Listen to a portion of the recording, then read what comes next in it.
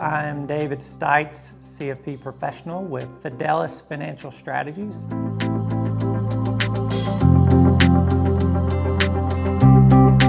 Why is the stock market recovering faster than the economy?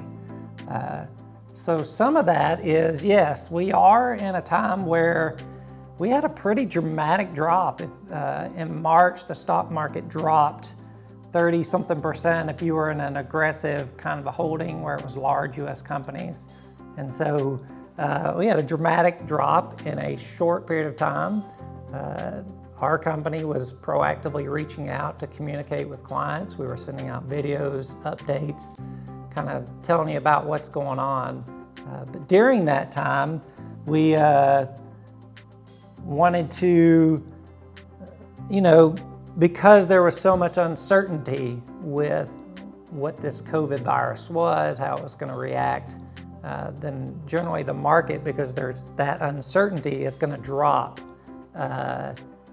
with the unknown. The market doesn't like uncertainty. And so as it kind of looks forward, because it is a leading indicator of what it thinks is coming down the road. And so as there was some clarity to COVID-19 and maybe how to treat it, maybe what some therapeutics were, progress in a vaccination.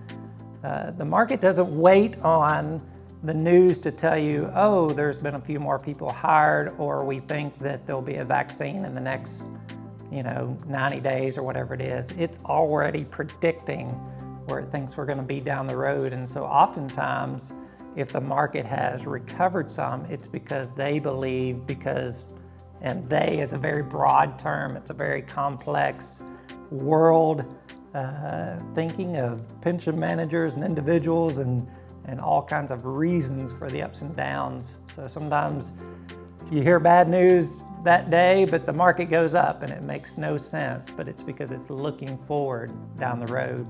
And as it saw some clarity playing out, then it's recovered a lot of that, of what it's dropped in March.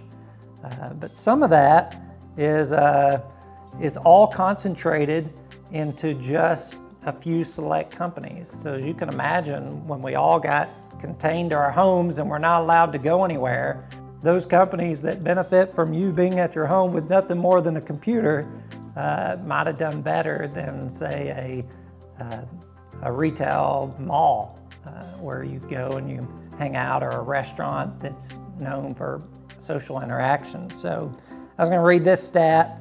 In 2020, 5 stocks known as, they call it FANG, but you can imagine what those are: Facebook, Apple, Amazon, Microsoft, Google.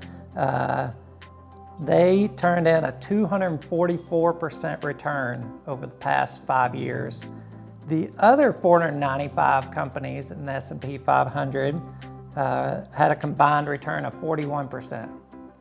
So as you can imagine, a lot of this growth is centralized in just a few companies, which is somewhat similar. Some of the pricing right now in stocks is concentrated in those areas. And so it's very similar to like in 2000, where you had a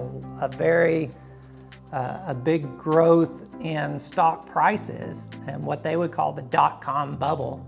And some of the pricing right now in stocks is very similar to that time frame, but we are 20 years later. And so rather than the market betting, oh, you've got .com after your name, you're gonna do great, we're gonna spend lots of money on your company, and then it was a startup and it failed. Now you've got some pretty established companies that have been going for a while, and those companies are doing well, they're showing a good profit, but we're paying extraordinary amounts of money to be an owner in some of those companies. Now, will it kind of phase back into, we may be forever changed, but certainly as the economy that feels a little broken right now starts to get a rhythm again, some of these stops and jerks start moving again, then I think you'll see more traditional companies begin to recover. Overall, we just want to help as a firm to get you where you're trying to get to. Just have a heart of a teacher. And so if you have any questions, if there's a way that we can help, make those little steps along the way. We'd love to be a part of that process. You can reach us on our website, or feel free to call us and we'll set something up that works with your schedule via call, video chat, or in person. We're good either way.